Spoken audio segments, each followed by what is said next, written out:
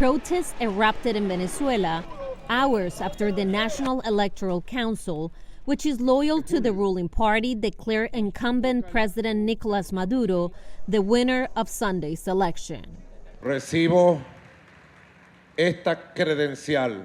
I received this credential, constitutional and legal, from the authority in charge of electoral matters in Venezuela, the sovereign electoral power of Venezuela, which has issued a ruling that I accept humbly. El poder soberano electoral de Venezuela.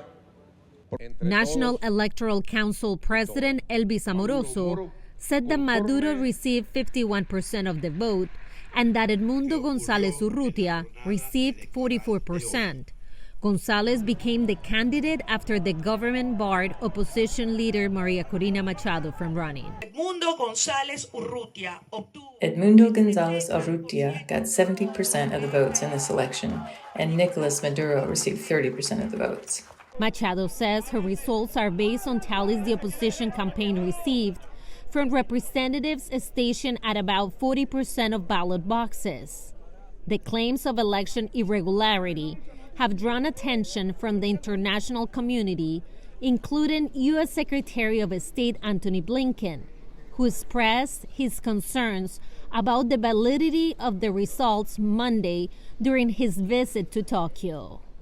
It's critical that every vote be counted fairly and transparently, that election officials immediately share information with the opposition and independent observers without delay, and that the electoral authorities publish the detailed tabulation of votes. In a letter, Argentina, Costa Rica, Ecuador, Guatemala, Paraguay, Peru, the Dominican Republic, and Uruguay shared their profound concern about the vote and requested an urgent meeting before the Organization of American States.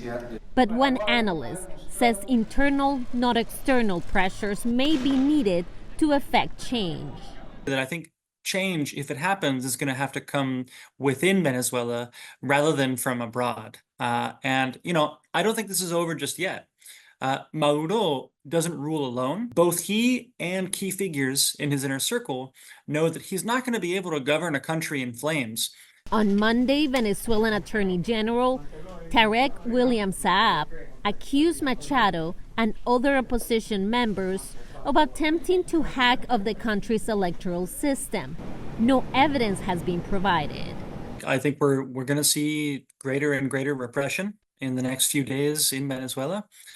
So far, we've already seen attacks against Maria Corina's campaign and threats against her person in recent months, and I think the government's likely to escalate that. On Monday, Panama's President José Raúl Mulino announced a break with Venezuela. El gobierno de Panamá anuncia el retiro del personal diplomático de Venezuela. The Panamanian government announced the withdrawal of diplomatic personnel from Venezuela and the suspension of diplomatic relations until a complete review of the minutes and the computer system of the vote count is carried out. Que permitan conocer la genuina voluntad popular. Bolivia, Honduras, China, Cuba, Iran, and Russia have recognized Maduro's victory. But Ramsey notes that other nations in the region are less complacent towards the president. We're seeing governments in Latin America start to recognize that this is not a left-right issue. This is about democracy or dictatorship. Ramsey says the protests in Venezuela now are just a drop in the bucket compared to what's to come. Celia Mendoza, VOA News, State Department.